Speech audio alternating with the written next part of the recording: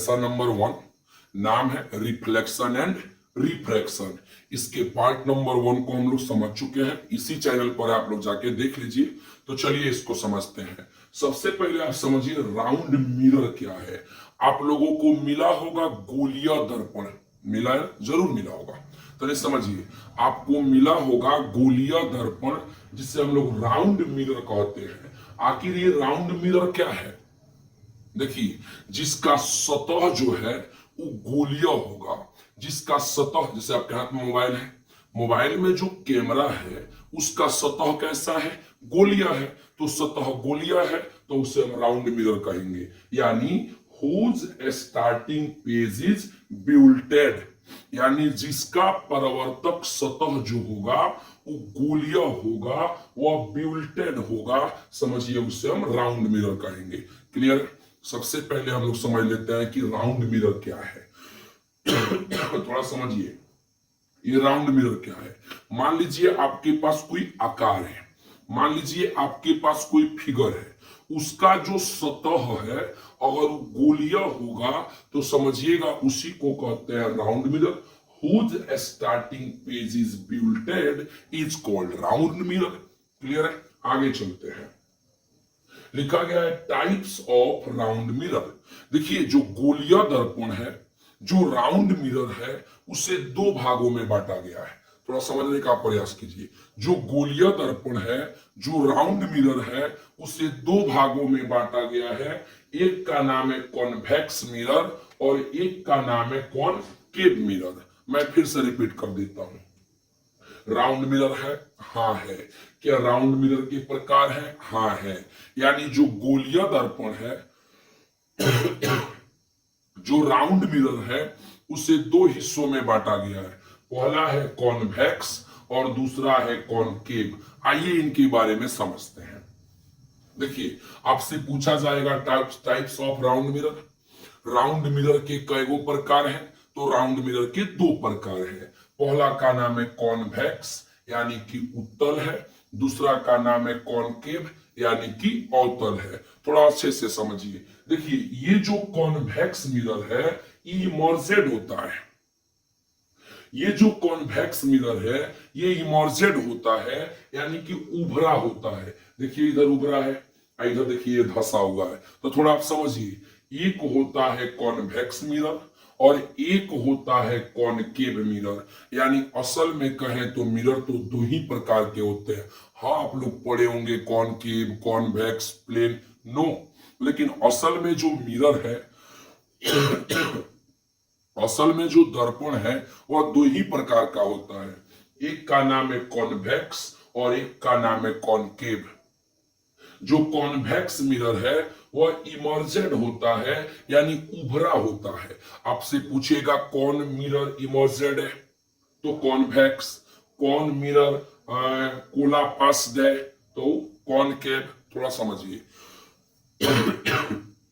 Convex mirror जो होता है वह उभरा होता है, वह इमर्जेड होता है। और कॉनकेव मिरर जो होता है वो कोला पेस्ट यानी कि धंसा होता है। तो आपसे पूछा जाएगा कि उभरा हुआ मिरर कौन है, इमर्जेड मिरर कौन है?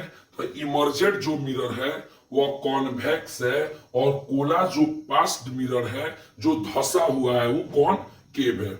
उभरा हुआ कॉन्वेक्स, धंसा हुआ कॉनकेव, उभरा हुआ कॉन्वेक्स, उभरा हुआ कॉन्वेक्स, धंसा हुआ concave, emerged convex, collapsed concave.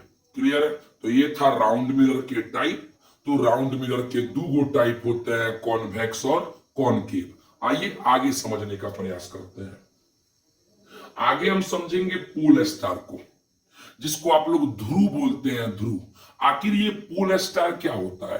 Pole star को दर्शाया जाता है पी से, यानी हम लोग पोल स्टार को शॉर्ट में पी लिखते हैं। आइए समझने का प्रयास करते हैं कि पोल स्टार यानी मिरर का पोल स्टार क्या होता है, यानी मिरर का ध्रुव क्या होता है। क्लियर है ना? तो पोल स्टार का हिंदी होता है ध्रुव। पोल स्टार को दर्शाया जाता है पी से। लिखा गया है the centre portion of mirror. थोड़ा समझिए, the centre portion of mirror, यानी देखिए दर्पण की जो बीच वाला भाग है ना उसी को पोल स्टार कहते हैं। आप यहां देख सकते हैं ये मिरर है कि नहीं, बीच वाले भाग को पोल स्टार, ये मिरर है कि नहीं, बीच वाले भाग को पोल स्टार। यानी जो मेरे पास दर्पण होगा वह कॉनकेव हो और चाहे कॉन्वेक्स हो, उसके बीच वाला जो भाग होगा उसे हम पी कहेंगे, p for pole star. Any problem? No sir. आगे चलते हैं तो पोल स्टार को संक्षेप में कहते हैं P. The centre portion of mirror, दर्पण के बीच वाले भाग को पोल स्टार कहते हैं। जैसे ये दर्पण है, बीच वाला भाग पोल स्टार है, ये दर्पण है, बीच वाला भाग पोल स्टार है। उम्मीद है कि आपको समझ में आया होगा। आइए थोड़ा सा आगे चलने का प्रयास करते हैं। तो क्या चल रहा है? 10th physics lesson number 1, reflection and refraction. Reflection and refraction clear है? चलिए आगे समझते हैं। आगे हम लोग समझेंगे सेंटर ऑफ